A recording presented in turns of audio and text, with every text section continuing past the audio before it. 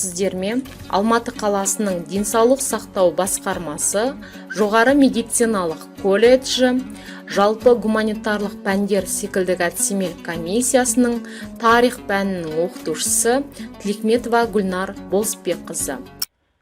Бүгінгі сабақтың тақырыбы қазақ хандарының қазақ хандығын құру мен нығайтудағы рөлі. Оқу мақсаты қазақ хандығының құрылуын Қазақстан аумағындағы тарихи процестердің заңды нәтижесі ретінде тұжырымдау. Жалпы балалар, қазақ хандығының даму тарихын бірнеше кезеңге бөліп қарастыруға болады. Олар құрылу дәуірі, ханаралық дәуір, өркендеу дәуірі, жоңғар шапқыншылығының дәуірі және ыдырау дәуірі. Бүгін біз қазақ хандығының құрылуы мен өркендеу дәуіріне үлес қосқан қазақ хандарына тоқталатын боламыз. Біз алдыңғы сабақта Жәнібек пен Керей қазақ хандығының негізін қалады дедік. Одан кейін билікте болған хан Бұрындық хан болды. Ол Керей ханның үлкен ұлы еді. Ол 1480-1511 жылдары қазақ хандығын басқарды. Ол қазақ хандығын басқару кезінде қазақ халқының этникалық территориясы қалыптасты. Мысалы, ол Әбілхайыр ханның ұрпағы Мұхаммед Шайбанимен ұзақ уақыт соғысты. Нәтижесінде 1495 жылы орталық Қазақстанды қазақ хандығының құрамына қосты.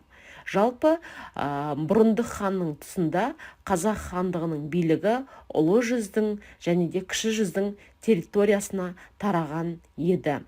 Осы Бұрындық ханнан кейін билік басында болған хан бұл Қасым хан болды. Ол 1511-1521 жылдары билік басында болды. Жалпы бұл Жәнібектің баласы. Қасым хан жаңағы Мұхаммед Шайбанимен болған соғыста ерекше көзге түсті. Мұхаммед Шайбаниді 1510 жылы біржолата талқандап, сол кезеңдегі Түркістан өңірін қазақ хандығының құрамына енгізген еді. Оны қазақ ақсүйектері 1511 жылы Ақкиізге отырғызып, хан етіп тағайындады. Қасым ханның тұсында қазақ хандығы нығайып, күшейе түсті. Яғни Көк Орда, Жетісу жерлері жаңағы қазақ хандығының құрамына кірді. Халықтың саны 1 миллионға жетті. Әскер саны 300 мың адамға жеткен еді. Сонымен бірге 1511 жылы алғашқы заң Қасым ханның қасқа жолы заңдар жинағын шығарды. Жалпы Қасым ханның тұсында қазақ хандығының шекарасы Ташкентке дейін жеткен еді. Яғни шығыста Алтай тауынан бастап, батыста Жайық өзеніне дейін, жаңағы солтүстікте Қазан, Сібір хандығына дейін, оңтүстікте Шайбанилер мемлекетіне дейінгі үлкен территориялық аумақты алып жатқан еді. Осы Қасым хан қайтыс болғаннан кейін, Қасым ханнан кейін қазақ хандығының тағына Мамаш, Тақыр, Бұйдаш секілді хандар келді. Бірақ олар қазақ хандығын бір орталыққа бағынған мемлекет ретінде ұстап тұра алмады.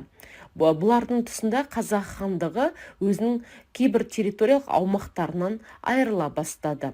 Осындай қиын-қыстау кезеңде билік басына Қасым ханның баласы Қахназар билікке келді. Қахназар хан билікке келген кезде қазақ хандығы қайта өрлей бастады. Ол жалпы 42 жыл бойы қазақ хандығын басқарған еді. Ол Ноғай ордасының көптеген ұлысын өзіне қосып алып, қазақ хандығының территориясын Еділ мен Жайыққа дейін жеткізді. Және де моғолдарға қарсы қырғыз-қазақ одағын құрып, 1570 жылы Жетісудың батысы, Шу, Талас өңірінің қазақ хандығына қосқан еді. Сонымен бірге орыс мемлекетімен саяси және сауда қарым-қатынаста болды. Және де 1579 жылы Өзбек ханы Абдаллах пен Ташкент маңының билеушісі Баба Сұлтан арасындағы билік үшін талас тартысты өзіне тиімді пайдаланды. Яғни жасырын түрде екі билеушіні де қолдады. Нәтижесінде Абдаллах хан Түркістан өңіріндегі қалаларды қазақ хандығына берді.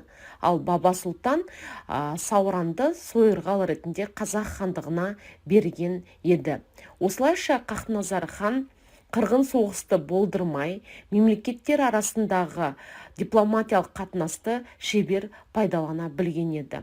Ол билік басында болған ұзақ уақытта қазақ хандығы күшейіп, нығая түскен болатын. Жалпы енді балалар осы жаңағы Хақназар ханнан кейін билік басында 80 жастағы Шығай хан болды 1580-82 жылдары. Шығайдан билікті мұрагерлікке одан кейін Тәуекел хан алды. Тәуекел ханнан кейін Есім хан билікте болды. Енді балалар Тәуекел және Есім хан туралы деректі біз бейне материалға назар аударып тыңдап шығайық. Топтамасы. Тәуекел хан 1582-1598 жылдары билік құрған. Тәуекел хан орыс мемлекетімен дипломатиялық қарым-қатынас жасады. Бұл кезде ойраттардың бір бөлігі Тәуекел ханға тәуелді болды. 1597 жылы Бұхар хандығында басталған ішкі тартысты пайдаланып, Ташкентті өзіне қаратты. 1598 жылы Абдолла хан қайтыс болғанда 100 000 әскермен Мауранахрға басып кіріп, Ақси, Әндижан, Самарқан, Ферғананы алады. Бұхараны қоршау кезінде ауыр жараланып, Ташкентте келіп қайтыс болды. Ол орыстармен шекарадағы бейбіт жағдайды және Орта Азиядағы шайбанилықтардың алауыздығын пайдаланып, сырдариялық қалалар үшін ұзаққа созылған күресті табысты аяқтады.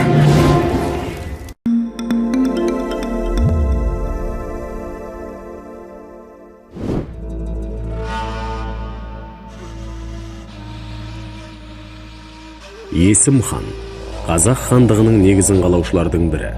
Жәнібек ханның шөбересі, ағасы Тәуекел ханның қолбасшысы ретінде шайқастарға қатысып, еңсегей бойлы ер есім атанған ол 1598 жылы шайқаста мерт болған ағасының орнына хан сайланды.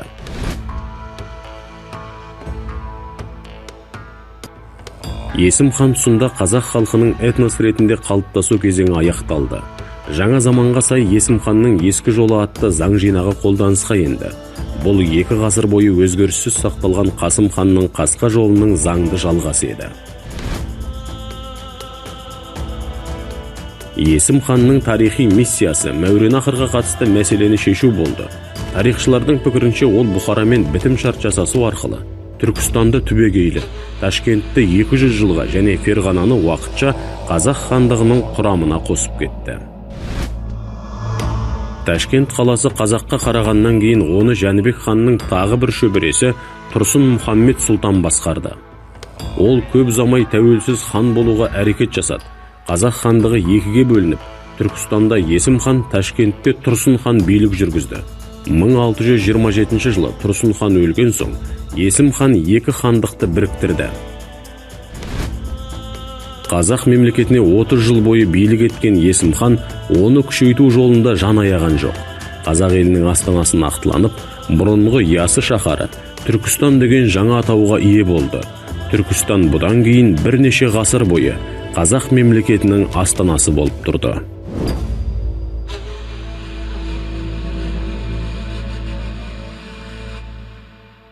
Ал енді балалар, жаңа тақырып сендерге түсінікті болса, бас бармақ тәсілі арқылы кері байланысқа шығамыз. Егер барлығы түсінікті болса, бас бармағымызды жоғары көтеру арқылы белгі береміз, немесе жаңағы жоғары көтеріп тұрған бас бармақтың смайлығын жібереміз.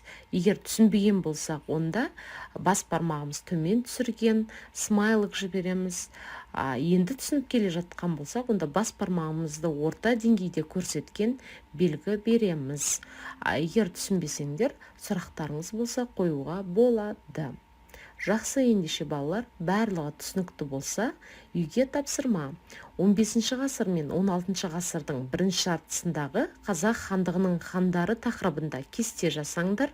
Яғни сендердің кестелерің бірнеше бағаннан тұруы мүмкін.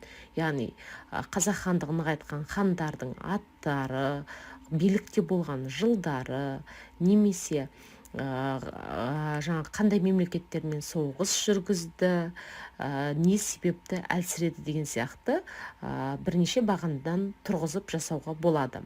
Сонымен бірге 15 ғасыр мен 16 ғасырдың бірінші жартысындағы қазақ медицинасының дамуы туралы ғылыми ізденіс жұмыс жасауды тапсырамын. Сау болыңыздар.